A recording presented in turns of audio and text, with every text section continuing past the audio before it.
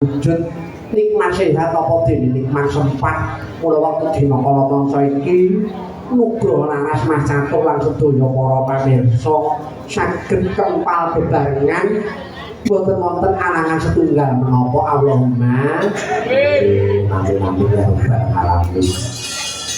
Bungah rasane ngatiku ora kaya bengi iki lho. Iya Mas, nyatane bisa sowan ana ing wewengkon Klegen Kliwonan Desa Bowan Kecamatan Delago Kabupaten Klaten.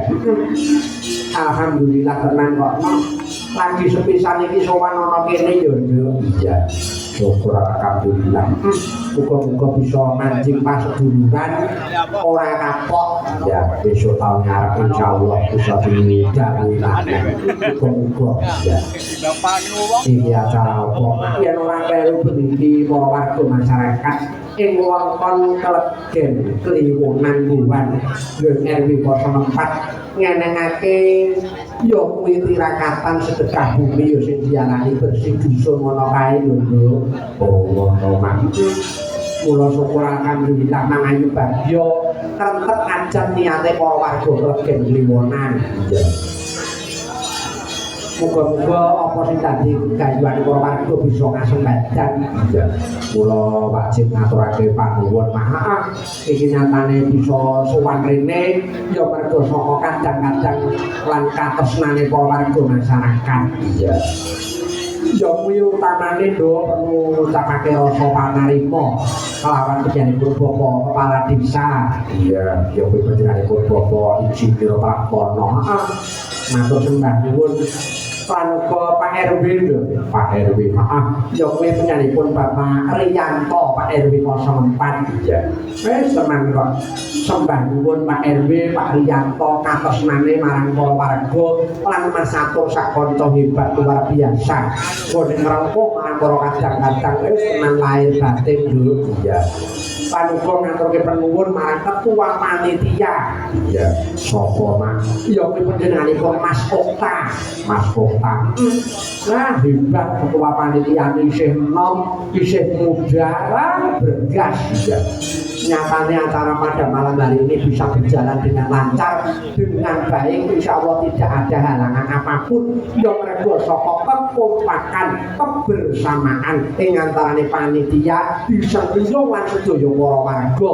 Mula kekompakan sing hebat sing kaya ngene iki wajib diapresiasi. Tepuk tangan yang meriah untuk warga masyarakat Klegen Kliwonan. Hebat ya maaf. Nah, nyatane wayangan bengi iki mapan ana ing Balai RW 04 wah hebat. Ya. Nyatane kagungan pendopo balai sing elok wah besar. Bawelo papane kanggo wayangan wis merantasi gawe lho. Ya.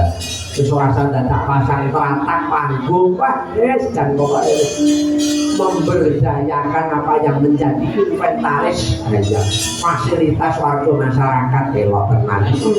Lan uga matur nuwun marang sedaya para sesepuh warga masyarakat ing Kliwonan Klegen. Ana penyakun Bapak Haji Mardiana. Ya. Matur nuwun Pak Dosen, Bapak Trimah Yudi, Pak Mardani, Pak Guru hebat luar biasa piyakine Lembah Managrah ya Semangat. Ya. Lan uga Bapak Sutarno lan sedaya kemawon para warga masyarakat wiwit saking Bapak Ibu Mas Mbak Pakde Bude adik-adik boten wonten ingkang kecicir sedaya kemawon seluruh warga masyarakat yang hebat dan luar biasa matur nuwun. Ya, matur nuwun dene sing kersa ngleluri tirakatan tradisi warga masyarakat bersih dusun. Iki dadi budaya, iki dadi tradisi warga tinggalane para nenek moyang ing wewengkon Bowan kene. Iya. Kejaba kanggo ngucapake rasa syukur kersane Gusti Allah. Tradisi bersih dusun uga kanggo srana ngraketake paseduluran ajang silaturahmi antara warga siji lan sijine yo nduk. Iya. Mula saka kuwi wajib mengapresiasi hebat.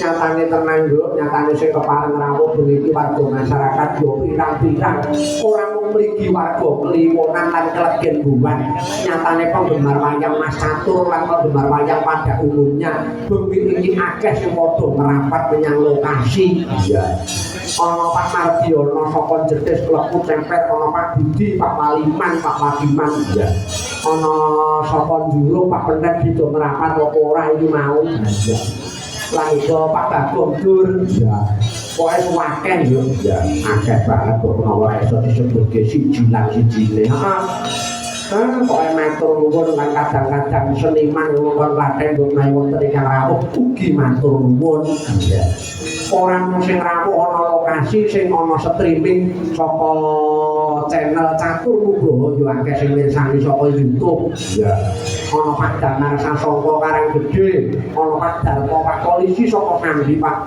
Harjianto ya Pak Prapto Pak Parmo Pak Ali Antonius ya wis waken yo ya ana Mas Rifai Pak Sugimin ya dipun sekecaken para pamirsa ing YouTube lan ugi para pamirsa wonten ing live TikTok dalang Catur Nugroho ugi kathah ingkang mirsani dipun sekecaken ya alhamdulillah sore mau sadurunge wayangan uga ana persembahan wujuding kesenian tradisi kang wujud tarian ya kuwi tari gambyong ya gambyong wayang maaf saka genduk niken wah hebat luar biasa tariane gandes luwes jan elok ya nak iya putri daerah saka kene kok menawa tenang kok wis Klaten luar biasa ya sing paling wigati sing utama Nduk sadurunge ngaturke lelipur marang sedaya para warga nyuwun ana kersane Gusti Allah muga-muga sabubare adi cara bersih dusun sedaya para warga ing kelegen kliwonan Bowan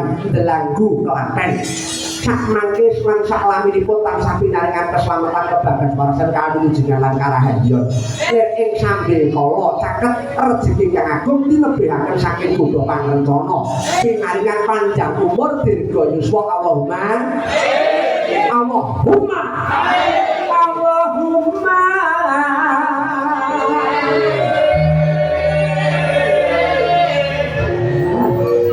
ya tenang ngene kok marai ngangeni kok nduk Nugroho laras ki tenang kok Nugroho laras gayeng gumarenggeng saka Sambi Boyolali diketuani Mas Ananto Sadlaji Magister Seni Dosen isi Surakarta ya wis sing ngasto kendang kaprodi ora bae-bae Nduk ya sing gembung Nugroho laras Pak Harun ku ya dosen isi karo Mas Rudi ku ya praktisi mengajar isi sing nyaron sing nerompet sing sekso Mas Agung ku yo ketua Liyendra Campur Sari sing bedhok Mas Hanang Sinardoyo yo ngedap-edapi ya sak brigitan kaya cak percil